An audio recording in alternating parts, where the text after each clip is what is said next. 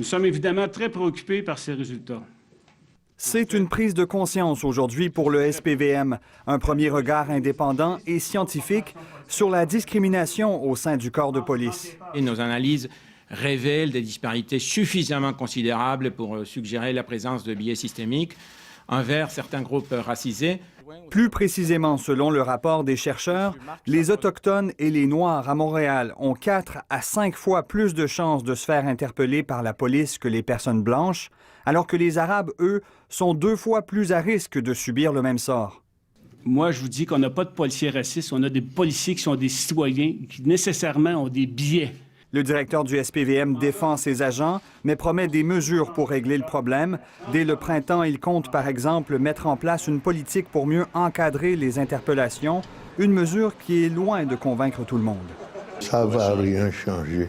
Premièrement, on doit sanctionner les gens qui commettent des actes injustement contre la communauté. Il doit y avoir une reddition de comptes. Il doit y avoir une imputabilité.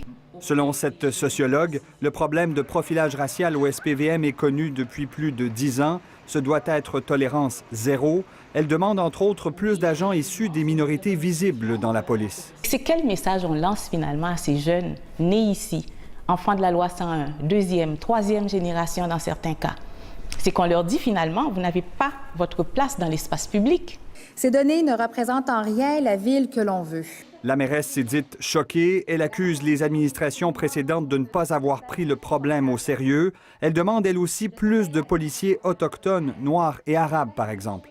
Ça stagne depuis 10 ans, ça suffit. Il faut qu'on ait une meilleure représentation au sein du SPVM.